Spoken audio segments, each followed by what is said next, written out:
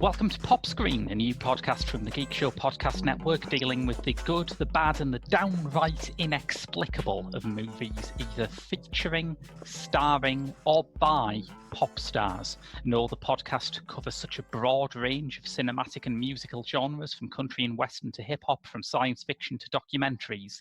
I, as ever, am your host, Graham Williamson, film critic for The Geek Show and Horrified. And this week I've been joined by... It's me, Mark Cunliffe. I write on Letterboxd, you can find me there, and also I write some booklets for Arrow Film. And you've been on the Talking Pictures podcast, haven't you? I have, yes. You can hear my dulcet tones on Talking Pictures as well sometimes, yeah. Which is nice, because this is probably the most Talking Pictures-y film that we have covered to date, I would think. Definitely, yeah. Yeah. I think it's been on Talking Pictures as well, hasn't it, I think? It has, yes. Yeah, early... I've looked on the website, and I think early 2020 it was on, but... to introduce it properly, this week's film takes us back to the time when rock and roll arrived on these shores with an all-star cast, including David Essex, Ringo Starr, Keith Moon and Billy Fury. And if that sounds like a recipe for toe-tapping jukebox musical fun, think again, because that'll be the day, the film that proves that in early 70s Britain, even the pop movies were grim as hell. True, very true. It's a sort of kitchen sink version of Summer Holiday, really, isn't it? I hadn't thought of the Summer Holiday connection, but yeah, and there is a bit in it where David Essex is talking to Keith Moon and he says something like, "Oh, you're still doing those crummy Cliff Richard covers." I wondered if that was a slight way of like throwing people off the scent, that this is basically just Ken Loach's Summer Holiday. Oh, I'd have definitely watched Ken Loach's Summer Holiday. The bus would be decommissioned by some transport from the local council. We had to close down the bus shelter.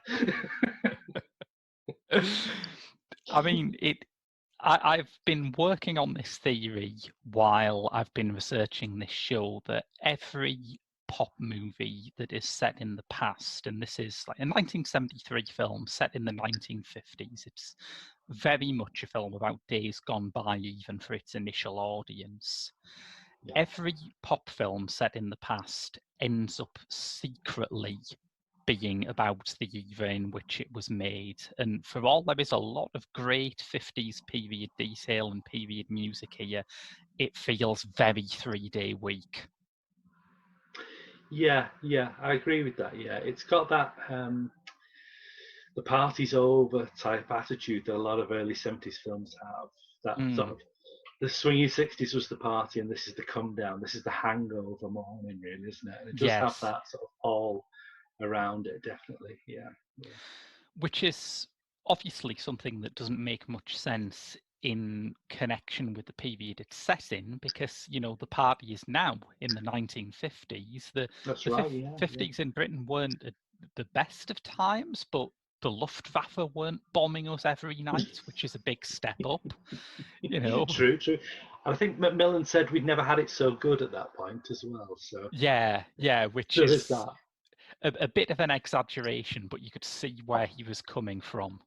Definitely, yeah. But as you say, the Luftwaffe were out bombing us at least, so that was something. Yeah. So it's that cusp of before it went the wonderful Technicolor of the 60s, really, isn't it? Yeah. So I guess there's some relevance to it being a bit downbeat, because we've yet to wake up to those Technicolor vistas. Yeah. But it is more speaking of the 70s at that point. It starts in a very odd kind of impressionistic pre-credit sequence where you see the hero, Jim McClane, who will grow up to be played by David Essex. He's abandoned by his father. And I couldn't quite put my finger on how this was shown. It's quite hard to describe, I thought. Yeah, it is expressionistic, isn't it? It's very, it's interestingly done. It's a weird kind of it's like you're privy to somebody's half remembered memories Yeah, almost. Yeah. it's all like sort of brown shadows and whispery bits of voiceover, little clips of the incident happening rather than seeing it properly. You know what it reminds me of actually a bit of, remember Life on Mars? Yeah, The series when he would get those flashbacks to his own father having to yeah. leave because he's obviously, whatever happened in Manchester in the 70s, he had to leave, and he's piecing those memories together. It did remind me a little bit of that, yeah. That's a good point. Whether that was an a echo, whether conscious. they Yeah, were working to prove that point or not, I don't know. it seems quite possible that they would have watched this as a sort of study of 70s attitudes, because like I say, even though it is set in the 50s, it's incredibly 70s. Yeah, yeah. So it moves on from there to Jim at school, and I quite like this beat because he's shown as a kid who is very disobedient and very bored, but it's not just rebelliousness. He is actually a gifted child who is understimulated by his That's right. lessons. Yeah, he's very bright, isn't he? But Mm, it's just not bright in the way that the whole package system of British education would. He's not fitting any of the boxes as to what is supposed to constitute as a mm, good pupil. Yeah, that's true. I think a lot of it was based on John mm, Lennon's childhood, and Brian Jones's childhood as well, I believe. So it's sort of mixing the palettes together there to create what would mm. become this rock star. Yeah. I hadn't heard of the Jones thing. I must admit, I don't know that many biographical details about the Stones compared to what I know about the Beatles, but Yeah. the Lennon stuff is definitely in it. I must say, when I compare this to something like Sam Taylor Johnson's Nowhere Boy, which is, I guess, in some ways a less interesting film, although I do like it a lot. Well, my friend, I'll name check Caroline Champion, who's also on Letterboxd. She always says it's a bad idea to give John Lennon a six pack. Yeah. Once she saw that was out the picture for her at that point. And I completely get that. I read someone around the time of release says this feels like the John Lennon story as directed by Yoko Ono. It's incredibly adoring. If you didn't Yeah, know that the director and the lead actor married soon afterwards, you would guess it from the you would film. have a rough idea. Yeah, that's Mm, true. Yeah, the Brian Jones stuff. I suppose it follows on from how I'm trying to think of a good word for randy, but there isn't really. How randy Jim becomes. It's almost like Timmy Lee at some point, isn't it, from the Confessions movies? were you simpatico on this? Because in my notes, I have written, thinking about that kitchen sink drama thing that you pointed out earlier, I've written, he's not much of an angry young man, but he is definitely a randy young man. He really is, yeah. But Yeah. that reminds me of it's definitely the Brian Jones angle, because although Mm. I'm not saying that John Lennon wasn't Randy, but it's As definitely the we've Brian seen Jones from angle. Sam Taylor Johnson, he was a chiseled shagger par extraordinaire. That six pack, yeah. But yeah, I believe Brian Jones had 5 illegitimate kids by the time he was in his 20s, and weirdly 2 of them were called Julian. Really? Yeah, Wow. I guess it very makes it easier spooky. to remember the names. Must have been sniggering up his sleeve at that 2 Mm. women both came to the same sort of decision to name the child Julian without knowing each Yeah. So it's sort of a rise and fall story, except in this movie it doesn't quite get to the rise. other. That's right, yeah. There is a sequel, Stardust, which we're hoping to cover as a Patreon episode later, which does get into the sort of Jim as rock star years, but this ends very tentatively with him buying a guitar, and it is almost like watching one of those films like Nowhere Boy or England Is Mine, but about a rock star that doesn't exist. Very true. Yeah, I hadn't thought of England as mine. Yeah, we think that's very much the same pattern, isn't it? Mm, But the idea, of course, is that we know that boy is going to grow up through Morrissey, whereas this yeah. character is fictional. we don't know what he's going to grow up to be. It could have very easily been like, that's it, we never hear of Jim McLean again, almost like We Are the Best, I suppose. We know that they're not Yeah, going to be the greatest punk rock group ever, but we've had fun watching them, and they've had yeah. fun living that life. But yeah, I remember when I first watched it. Oh God, going back quite a few years now. I was surprised that I was sat waiting, thinking, well, there's another half hour left yet. He's got to get famous, hasn't he? And then you get to the end and you realise, no, he's not at all, actually. Yeah. So it came as a bit of a surprise, yeah. And the film would still, I think, have worked had it not done well enough to have a sequel, and had Stardust not been made. I think it still would have satisfied as just a film about a young man discovering rock and roll. I think maybe the reason why people think it is going to be that kind of movie is because just sort of after it was released, and partly as a consequence of it being released, David Essex became very, very famous indeed. Yeah, very big, very quickly, yeah.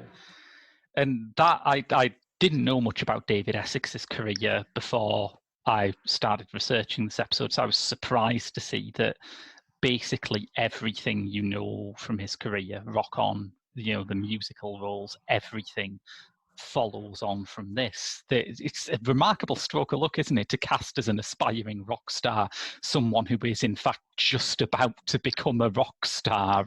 Absolutely, yeah. And he never really looked back after that point, really. Has he? He's still a perennial favourite even to this day. In fact, I'm going to embarrass myself here. I've got my my copy of both Battle Yes. of the Day and Stardust there. But inside it, as I was looking at this recently, is a ticket to see David Essex. I was that soldier. I have been to see him at Southport Theatre way back in 2006. Actual memorabilia there. Southport, where they don't bury their dead, they put them on the park benches. There's quite a few of them in the theatre that night as well, I think. But yeah, he's still got a huge sort of fan following. I remember queuing up outside, going into the theatre, and there's all these sort of like middle-aged women all really desperate to see David Essex, and you got the feeling that they went every year without fail. Yeah. I think maybe one of the reasons why I hadn't investigated his work before is because when I think of the 70s, I think of it as an era of absolutely unparalleled musical development. I think of punk, of disco, of funk, of hip hop, of prog, of krautrock, of so many genres. Basically, every genre we listen to today can trace some part of its ancestry back to something that happened in the 70s. Whereas David Essex was part of the other 70s that was more interested in the past, was more retro focused. And I guess when I think of stuff to listen to from that era, I don't instinctively think I'd like a bit of 70s rockabilly, Yeah, he's that weird mix of teeny bopper and did they call them Glitter Teds or the Ted Revival? There was sort of like that sort of Gary Glitter, Alvin Stardusty type. Yeah. Weird revival where quiffs were suddenly back in again, and big bother boots and Edwardian suits. Yeah. I think part of the reason maybe why it's fallen from favour is, Glitter's own disgrace, because the maddening thing is, thanks to the brilliant Mike Leander, he had the best singles back catalogue of anyone in that scene, and now it's all been kind of irretrievably tainted. It's so true. I remember watching Joker last year and coming out of the cinema with Rock and Roll Part 2 just bouncing around in my head, but you feel slightly guilty to have it in your head. Yeah. That's what I always say. But it is a banging tune, though. It is. I'd forgotten how weird it sounds. Like the guitar is genuinely atonal at certain points, and to have that with a big heavy beat and get it in the pop charts is staggering. I guess if you feel guilty for enjoying it, just remember that all Gary Glitter did was turn up and go, "Hey!" Oh, he's not It's like true, actually. Yeah, yeah. And wear dangerously, ridiculously high platform boots, and yes. his mum's Bako foil. Yeah, we're not talking about Brian Wilson here. He's not the creative powerhouse behind it all. No, that's true. But yeah, back to David Essex. I think he is still kind of a bit green as an actor in here. He has this sort of tick of stretching out the last word of every sentence, which I thought was a bit weird. But True. but But you he's done can't. bit parts and stuff, hasn't he? It's sort of, Yeah. I think he pops up in a few. The guy who does, is it Gerald Thomas and Peter Rogers who did the Carry On films? They sort of Yes. branched Yeah. out to do the odd thriller, and he pops up in a couple of those, I think. It's Mm. sort of like just walk-ons near enough. Very small minor roles. So he had his eye on acting, I think, but Mm. it wasn't really his métier at that point, definitely. He has this quality where you can see he's obviously going to be a star, but no one had really worked out how that was going to happen yet. Yeah, yeah. Which I think makes him good casting as Jim, because Jim obviously has the exact same problem. That's right. He's very much a blank slate, really, for other Mm. people to put stuff on, and he's almost like a sponge as well in the film. Yeah, Certainly with the characters around him, with Ringo Starr's character, he sort of like just learns from him, adapts his way of life, and then discards him later on. So it's like yeah. he's just taking in whatever he can of the world around him, really. I feel that people who have not watched this movie, certainly this was the bit that caught me unawares when I watched it for the first time recently. The thing they may be most unprepared for is pervy Ringo Starr. He's not the sweet big nosed boy from the Beatles films, is He he? is not, no. I would say if you've asked me to list the top 10 things I was not expecting to see in That'll Be the Day, somewhere in between King Ghidorah attacks and early cameo from Nicolas Cage, I would probably have put Ringo Starr's bare ass in there. Nobody needed to see that, really, did they? Let's face it. No. Not even Barbara Bach needs to see that. Mrs. Ringo Starr, if anybody doesn't know that. I thought about it for a worrying amount of time afterwards. I thought, did he have a double? Does he actually have that tattoo? I don't. Maybe some things Yeah. man was not meant to pry into. Well, the unknown trivia of that scene is he actually asked George Harrison to be his photographer. Did he? Oh, I really wanted that to be true. Or maybe, no, it would have been funny if he'd asked Pete Best to be his butt double, wouldn't it? Not even the best bum in the Beatles, I'd have said, but you've ruined that joke for me. Definitely. Yeah, we should set up who Ringo Starr is, his character Yeah. Mike. Yeah. Because he meets him when he's employed at a fairground. And he's the kind of, I don't know what you'd call him, an entry into the way of the lad, I guess. Yeah, he's one of life's rogues, isn't he? He's a Jack the lad just drifting from town to town, really, isn't he? I suppose Yeah. just whatever small little job that he can get his hands on, he'll do to get a bit of money in his pocket and a chance to take a girl out that evening. You know. Yeah, yeah. There's a great line where he's talking about when he was at sea, and you think, oh, there's some sort of naval experience behind it, but it was like just the ferry across the Mersey that he was working on. Yeah. Such a wonderfully scouse line. I know. On the ferry, like, you know. Yeah, it was written by Ray Connolly, who seems to have a similar kind of ear for working class dialogue as a lot of that kind of play for today generation had. I do think it's a really impressive script. It's a shame that Connolly seems to me to be best known for these Jim McClane films. I do wish he'd got more of a shot at it because he is really good. He's a good writer, yeah, and I think he did get recognition eventually for Stardust. I think he won the BAFTA for Best Screenplay for that. Mm. So it wasn't like he was sort of like a one-hit wonder who just disappeared. He did get recognition for what he did, but it's not a name that people would really know now, I don't suppose. Yeah, it might just be one of those things where if he'd came about 10 years earlier and he'd been in that generation with Sheila Delaney and all the other early kitchen sink writers, people would celebrate him a lot more. But yeah, not so much at the moment. It's a very stacked cast, isn't it? Very much so, yeah. I mean, you've got Ringo Starr, Billy Fury, Keith Moon. Who was try and contain your shock, who was apparently quite drunk on set. Never. That's his squeaky clean image gone.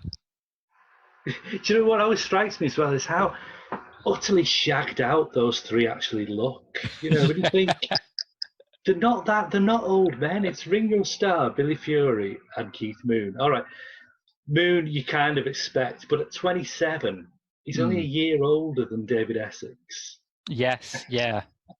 And he looks about 20 years older than David Essex in this film.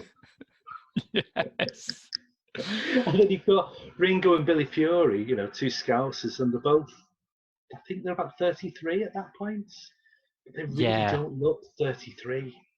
It's, you can tell the difference between David Essex, who has just lived for the past decade, and Ringo Starr and Billy Fury, who have lived as rock stars for the past decade. And my God, the difference shows. Yeah, I mean, it helps that Mike is supposed to be older than Jim, so that sort of sells it. But I don't think 33 is the age bracket we're supposed to expect Mike to be in at that point.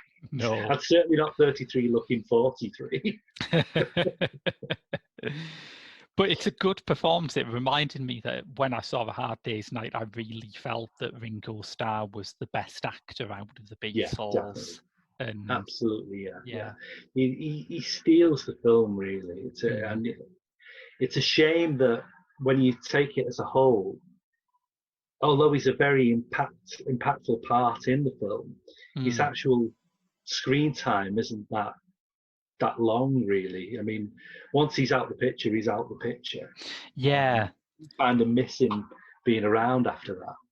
And it goes in an odd direction after that, because on one level, like you, I did miss the kind of energy of the fairground scenes and the humour that emerged in it. But I do also think there's an interesting point here, which I've never seen in a movie like this before, where Jim initially thinks that all of his dreams of escape have crumbled, and he has to go home and be known as that guy who tried to make it and almost had it. Yeah. And again, it's trying to fit back into that. You know, it's a square peg in a round hole again, isn't it? He's got to try and adapt to, you know, a life that he thought he'd walked away from completely. And he looks, for a time, it looks like he is actually going to just settle into that routine again. Yeah. Not happily, but you could imagine he's the guy who sits in the pub sort of saying, I could have been somebody. And, you know, never happened for him. Yes.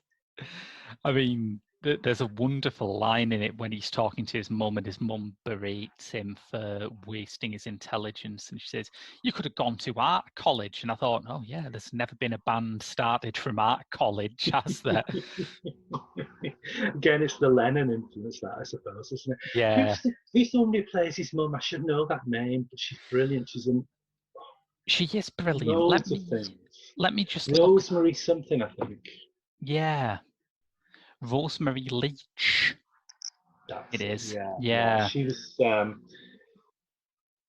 the kind of person who would appear in my mum's type of programs in the 80s, you know, that sort of matronly type matriarchal figure. That she did a lot of wholesome homegrown sort of dramas at that time, in the odd sitcom, I think, as well. Yeah. She's very good in this. She is very good in this, yeah. And I think it's a role that could have been two-dimensional, that she invests with quite a lot, because when you look back at the rock and roll movies that were being made around the time that this was set back in the 50s, the parents are only there to be an obstacle. Yeah. Very much so. I mean, there's a good film, good film, let's say, from around that, from the early 60s, I think. What a Crazy World with Joe Brown. Right. And What a Crazy World with Joe Brown and Marty Wilde. And who is it? Marty Wilde is also in Stardust. Stardust, yeah. Because I remember thinking when I was watching this, the only 50s British rock star who isn't in this is Marty Wilde, and then he pops up in the sequel. Yeah. True. But yeah, that What a Crazy World is an interesting one, because that's almost like a kitchen sink musical. Right. It's nicely, starkly shot in black and white. There's an opening sequence with Marty Wilde where it's best described as Brexit the musical, in the sense that they go down to the local labour exchange and then get a cob on. I don't know if does the phrase "get a cob on" translate outside of St Helens? I don't know. I think basically just get a bit pissed off. I was going to say I know what it means, but I think our listeners should try and work out what it means from context. And I'll do that next time. But yeah, they get rather miffed, shall we say, that there's a lot of immigrants in the labour exchange. Yeah. And then do this whole musical about how their labour exchange is going down the pan now because they're letting too many people in. That's like the original version of Get Back, isn't it? True enough, yeah. But the parents in that, Joe Brown's parents in it, is Harry H. Corbett from Steptoe. And I can't remember the lady's name now. But their sort of relationship is very much like, oh, bloody kids, which all those parents were ever required to do in those films, really. Yeah. You know, you get a big name, well, not a big name, but a popular name like Harry H. Corbett, who was huge on television. Talented guy, great very timing. He's supposed to be the British Brando, wasn't he, as well? Yeah. Before Steptoe came along, yeah. But he's reduced to basically playing Steptoe if Steptoe had a teenage son who was in a skiffle band. You know? So he's got the vest on and the knotted scarf, but he's going bleeding kids, you know. But I just find it odd that, you know, he's playing in a Joe Brown film, whereas his dad, Wilfrid Bramble, gets to star with the Beatles. Yeah, well, that's paying your dues, isn't it? When Definitely. You're on your way up, you're in the Joe Brown movie. When you reach the top, you're in the Beatles one. Definitely. Just before we move on from the cast, I do want to say I really love Billy Fury in this, and his performance as Stormy Tempest, which I think was that porn star Donald Trump paid hush money to,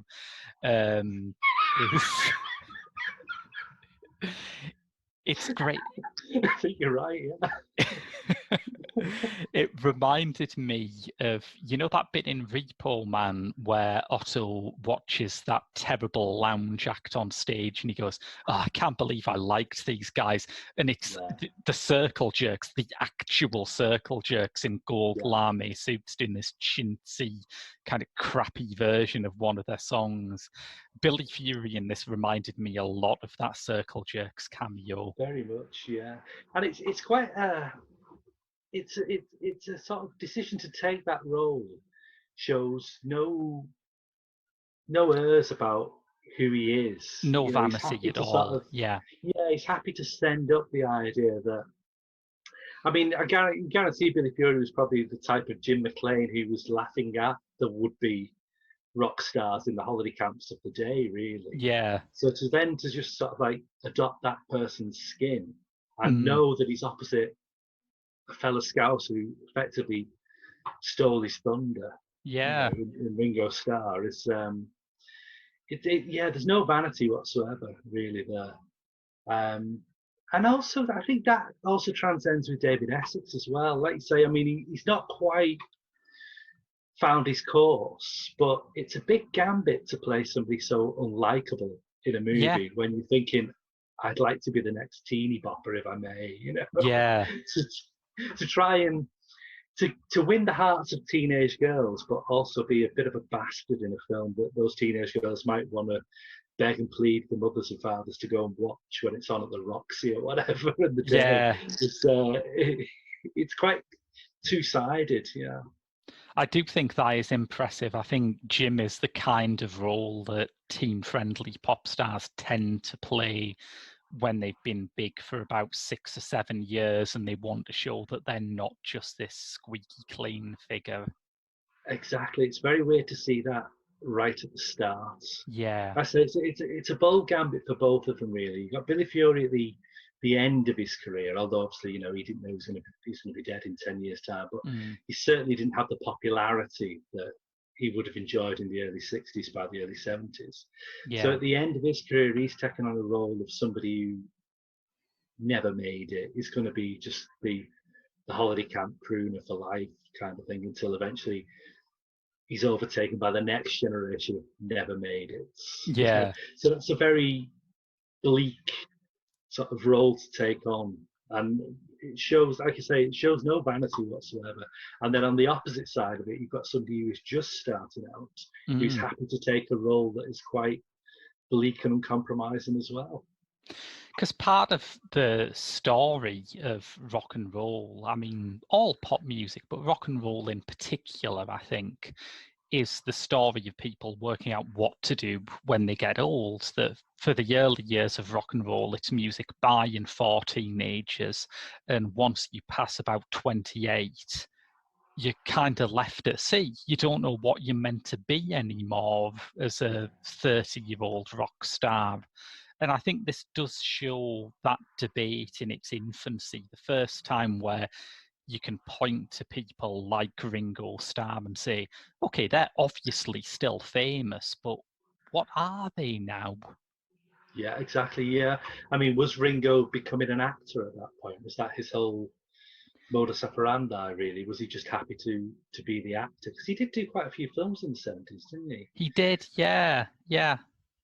And I So think had some of them been better, he would have got a career out of it because he may have, 'cause like, performance-wise, he's good. yeah, he certainly had the chops. I think it would have been interesting because, again, I know you're hoping to talk about Stardust at a later date, but it would have been interesting to see if his apprehensions weren't there, he would have took on the role again in Stardust because Yeah. he isn't. It's Adam Faith, obviously, who takes the role in Yes. Stardust Yeah. because of Ringo's belief that it gets a bit too close to the bone for an ex-Beatle.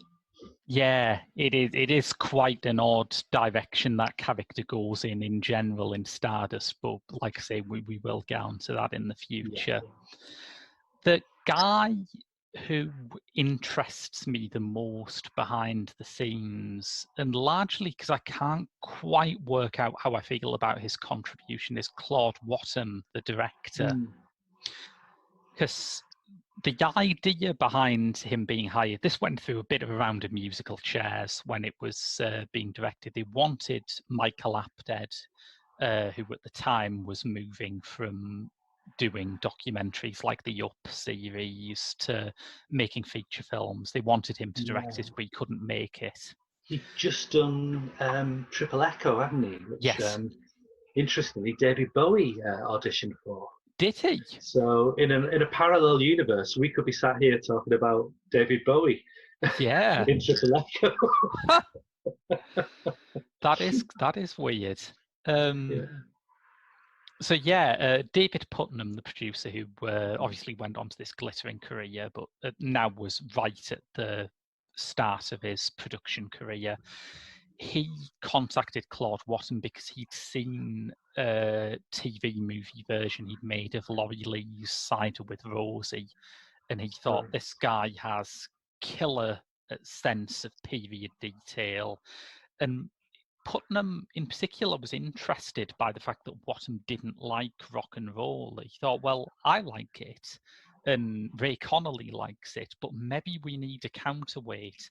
And my argument is maybe you do, but I don't think the director's chair is the right place for that. Yeah, yeah. I think Putnam's on the money regarding what Watson brings in terms of period detail.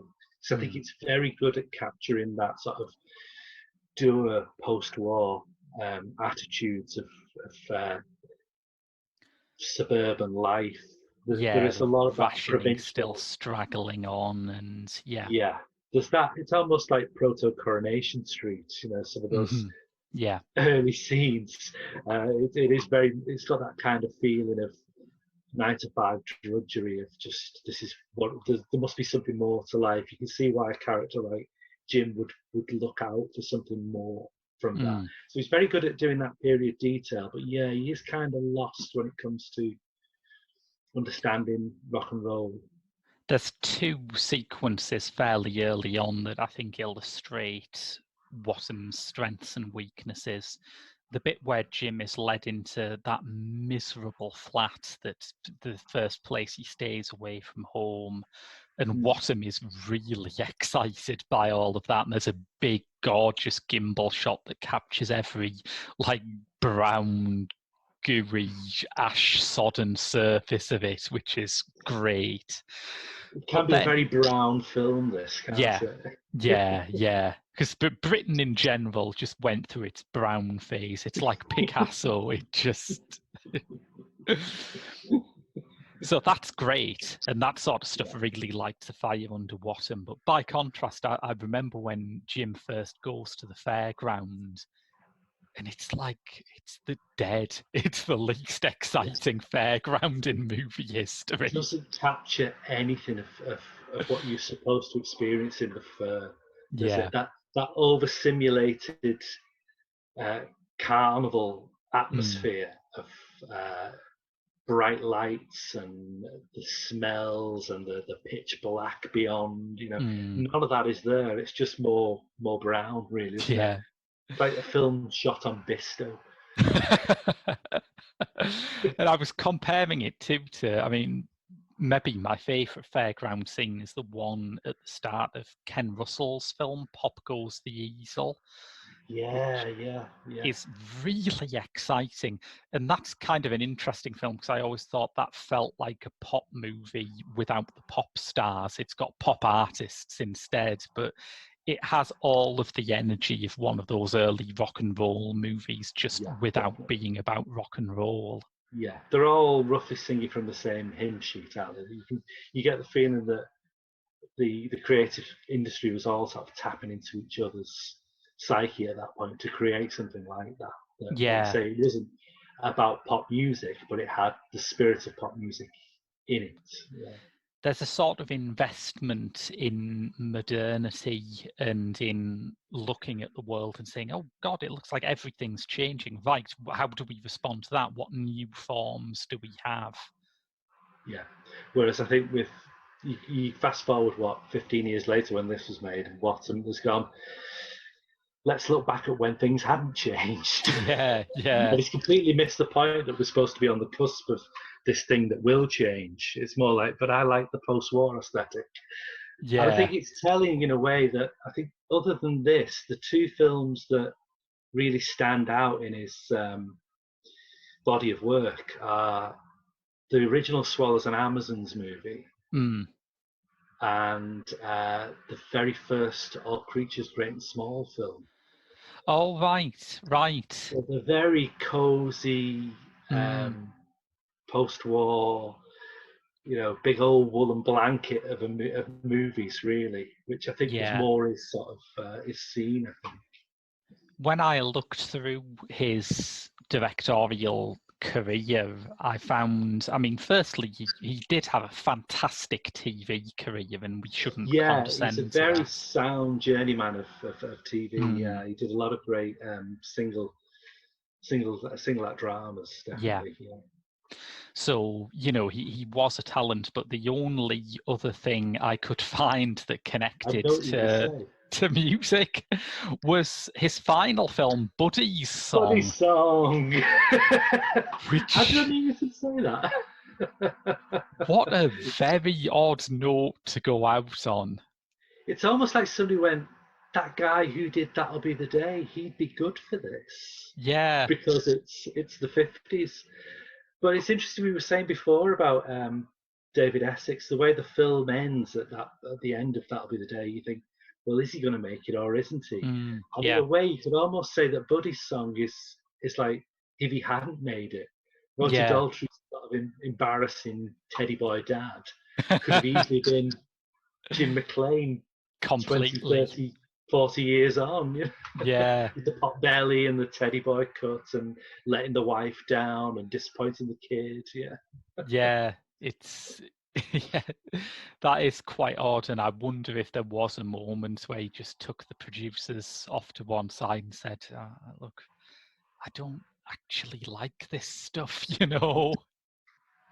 It's really interesting to think what he would have thought of that. You know, as I say, it's a film to go out on as well. And I think, was he sort of like, well, I've done this before, I can do it again? Or was he like, this is all I'm going to be known for now? They're just going to give me rock music films to do. I could sort of see the appeal of it because a lot of these 50s or 50s set rock movies are basically solid little melodramas. You know, when you're dealing with rockabilly, for all it is an incredibly vital musical force and it was incredibly exciting when it came out, but no one's going to ask you to make performance about rockabilly. You know, you make solid little meat and potatoes dramas about fathers and sons, and that fits the music. Yeah, pretty much. Yeah, you've got that whole butting heads energy between, you know, I fought in the war for this. Yeah. This is what you're doing with your freedom. You know, that those two things butt heads, and one goes off and gets a guitar, and the other one just goes bloody kids again. You know, Yes. Irish Corbett line. But I do wonder if they sort of went with Buddy's song. If they sort of went, well, Claude Watson did a good job of getting David Essex out there. We've got this kid called Chesney Hawkes. Yeah.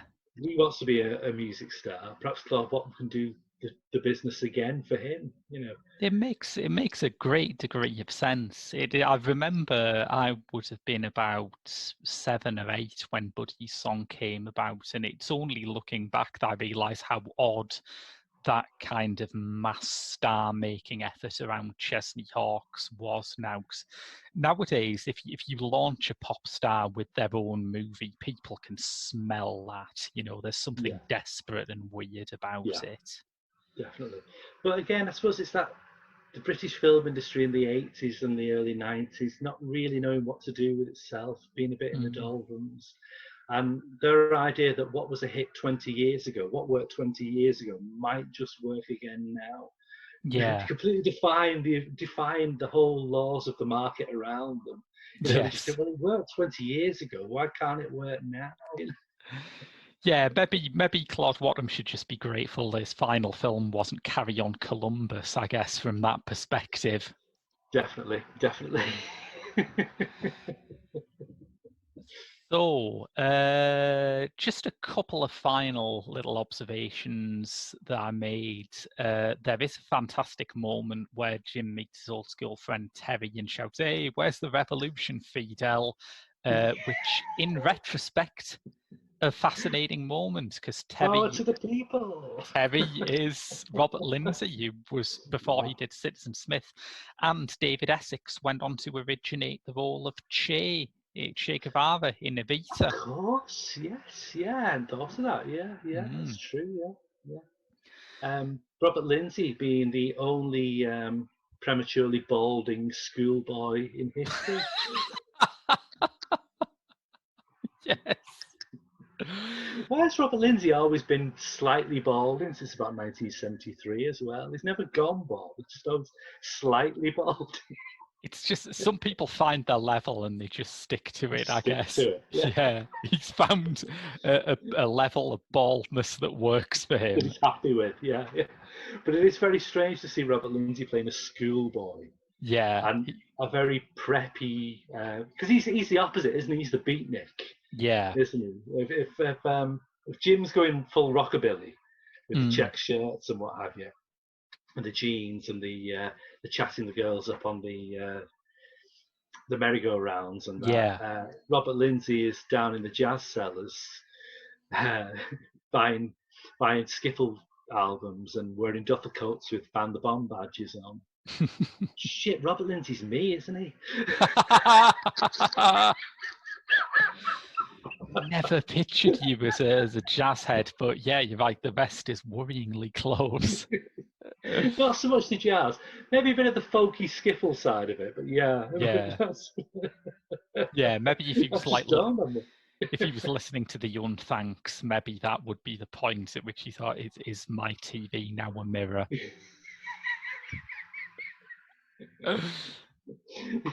That is a strange bit. I don't.